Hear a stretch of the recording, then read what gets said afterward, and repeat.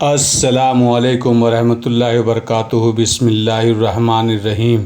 سپہ سالار نہ جانے کہاں کہاں گھوم پھر رہے تھے۔ انہیں شہر کا نظم و نسق بحال کرنا تھا اور ہر طرف کی رپورٹیں لینی تھی، اور سب سے زیادہ نازک اور اہم کام سرکاری مال غنیمت اکٹھا کرنے کا تھا۔ یہ بھی دیکھنا تھا کہ شہریوں کو کسی قسم کی تکلیف اور پریشانی نہ ہو اور لوٹ مار بھی نہ ہو۔ مجاہدین تو لوٹ مار کو گناہ سمجھتے تھے، لیکن ان کے ساتھ مصری بدو تھے جو اس افراتفری اور نفسا نفسی میں اسلامی اصولوں کے خلاف ورزی کا موقع نکال سکتے تھے۔ حدید، شارینہ اور اربیلا کو ساتھ لیے سپہ سالار کی تلاش میں چل پڑا۔ تلاش بسیار کے بعد سپہ سالار مل گئے، لیکن ایسی حالت میں کہ وہ شہر کے چند ایک سرکردہ افراد اور اپنے 2 نائب سالاروں کے ساتھ مصروف تھے۔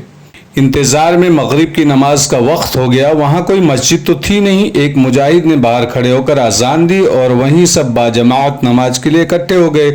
سپہ سالار عمرو بن عاص نے اپنی سرگرمیاں ملتوی کر دی اور امامت کے لیے آگے آ گئے۔ یہ موقع اچھا تھا۔ نماز سے فارغ ہوتے ہی حدیث سپہ سالار سے ملا، انہیں اربیلا اور روباش کے متعلق ساری بات سنائی۔ سپہ سالار نے حکم دیا کہ روباش نام کے رومی افسر کو قیدیوں میں سے نکال کر ان کے خیمے میں پیش کیا جائے۔ عمرو بن عاص نماز کے بہت دیر بعد اپنے خیمے میں آئے تو روباش وہاں موجود تھا۔ حدیث، شارینہ اور اربیلا بھی تھی۔ عمرو بن عاص نے چاروں کو خیمے میں بٹھایا اور پوچھا کہ یہ کیا قصہ ہے۔ سب سے پہلے اربیلا نے بات شروع کی اور وہ ایسی روئی کہ اس کے لیے بولنا دشوار ہو گیا۔ اپنے آپ کو سنبھال کر اس نے وہی بات سنائی جو وہ شارینہ کو سنا چکی تھی۔ اب تم چاہتی کیا ہو؟ عمرو بن عاص نے پوچھا۔ اس سوال کا جواب مجھ سے سنیں، روباش نے کہا۔ اگر آپ یہ سمجھتے ہیں کہ میں مظلوم انسان ہوں اور مجھے رہائی چاہیے تو یہ ٹھیک نہیں ہوگا۔ میں اس ملک میں واپس نہیں جانا چاہتا جس ملک میں کسی کی عزت اور آبرو ہی محفوظ نہ ہو اور ایک جرنیل اپنا قانون چلاتا پھرے۔ ہرقل وہ بادشاہ ہے جس نے اپنا ہی مذہب رائج کر دیا ہے اور بازور شمشیر لوگوں کو اپنے مذہب میں لا رہا ہے۔ میں نے مسلمانوں کے متعلق بہت کچھ سنا ہے۔ اگر یہ سب سیاہ ہے تو میں آپ کا مذہب اختیار کرنا چاہتا ہوں۔ اربیلا نے بھی یہی خواہش کی ہے۔ میں تجربہ کار فوجی افسر ہوں، میری خدمات آپ کو مایوس نہیں کرے گی۔ اگر آپ نے مجھے قید میں ہی رکھنا ہے تو سوچ لے کہ آپ ایک قیمتی انسان کو ضائع کر رہے ہیں۔ میں رومی عیسائی ہوں، لیکن رومی حکمرانوں سے انتقام لینے کو بیتاب ہوں۔ عمرو بن عاص اتنی آسانی سے کسی غیر کی باتوں میں آنے والے سپہ سالار نہیں تھے۔ انہوں نے روباش کے ساتھ ایسی گفتگو کی جس سے یہ دیکھنا مقصود تھا کہ یہ رومی افسر قابل اعتماد ہے یا نہیں۔ شارینہ نے سپہ سالار کو یہ بتایا کہ وہ اربیلا کو بچپن سے جانتی اور اخلاقی لحاظ سے قابل تعریف ہے اور اس پر اعتماد کیا جا سکتا ہے۔ خاصی لمبی اور بامقصد گفتگو کے بعد عمرو بن عاص نے فیصلہ دے دیا کہ روباش اور اربیلا کو حلقہ بغوش سے اسلام قبول کر لیا جائے۔ اس طرح روباش اور اربیلا نے عمرو بن عاص کے ہاتھ پر اسلام قبول کر لیا۔ اس کے ساتھ ہی عمرو بن عاص نے اسلامی اصول کے مطابق دونوں کا نکاح پڑھوا دیا۔ سپہ سالار نے یہ حکم بھی دیا کہ ان دونوں کو اسلامی اصولوں سے پوری طرح آگاہ کر دیا جائے اور انہیں نماز پڑھنی سکھا دی جائے۔ ایسا حکم دینے کی ضرورت نہیں تھی کیونکہ یہ نظام موجود تھا جو نو مسلموں کی تعلیم و تربیت کرتا تھا۔ مسلمان جس بستی کو فتح کرتے تھے وہاں کئی لوگ ان کے اخلاق سے متاثر ہو کر مسلمان ہو جاتے تھے۔ فوراً ہی ان کی تعلیم و تربیت اسلامی اصولوں کے مطابق شروع ہو جاتی تھی۔ سپہ سالار عمرو بن عاص مصر سے تو واقف تھے، لیکن وہ اس وقت مصر کئی بار آئے تھے جب انہوں نے ابھی اسلام قبول نہیں کیا تھا، اور وہ تجارت کے سلسلے میں آیا کرتے تھے۔ وہ سب سے زیادہ سکندریہ سے متاثر تھے۔ اس کا تفصیلی ذکر ایک باب میں آ چکا ہے۔ اب عمرو بن عاص جس خطے میں پیش قدمی کر رہے تھے اس سے بھی وہ واقف تھے، لیکن اتنا نہیں جتنا اب ضرورت محسوس ہو رہی تھی۔ انہوں نے اس وقت مصر کو کسی اور نگاہ سے دیکھا تھا، اب وہ اس علاقے کو جنگی نگاہ سے دیکھنا چاہتے تھے۔ اپنے جاسوس انہیں معلومات تو فراہم کر رہے تھے، لیکن انہیں وہ غالباً کافی نہیں سمجھتے تھے۔ اب رومی فوج کا ایک افسر ان کے ہاتھ آ گیا تھا۔ سیاہ اور مکمل معلومات تو اس سے مل سکتی تھی۔ انہوں نے روباش کا نام فاروق اور اربیلا کا نام فاطمہ رکھا تھا۔ تم فوج کے افسر ہو فاروق، عمرو بن عاص نے کہا۔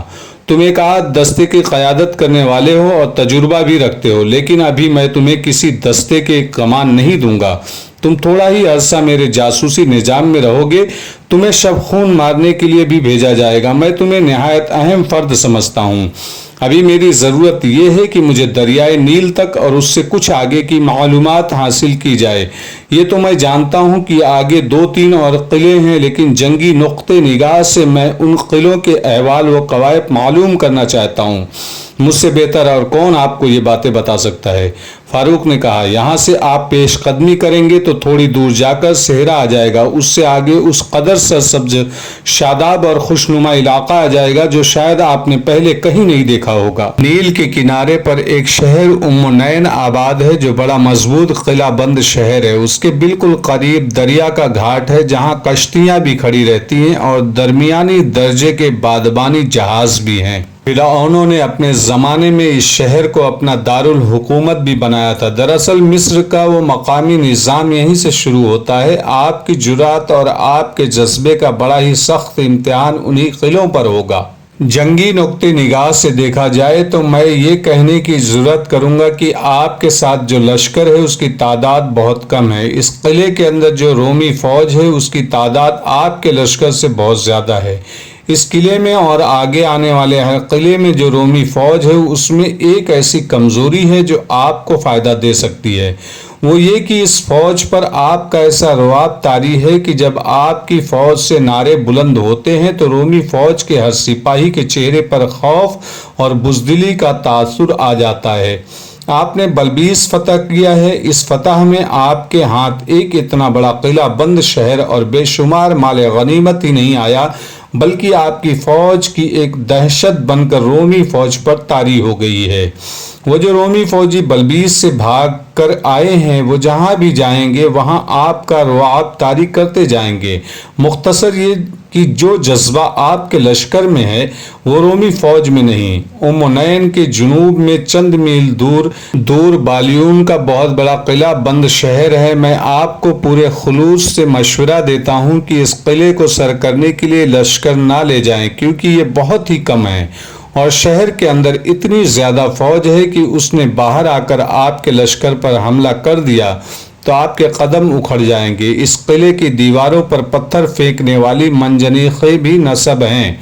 ये आपके लश्कर को बहुत नुकसान पहुंचाएंगी। इस किले की दीवारें बहुत ही चौड़ी और पथरीली हैं, उनमें आप शगाफ नहीं डाल सकेंगे। ये फिरौनों का तामीर किया हुआ किला है जिसे रोमियों ने आकर और ज़्यादा मजबूत कर दिया है। रोमी उसे नाकाबिल तस्खीर करार देते हैं, जो गलत है। तस्खीर मतलब जिसे जीता नहीं जा सकता।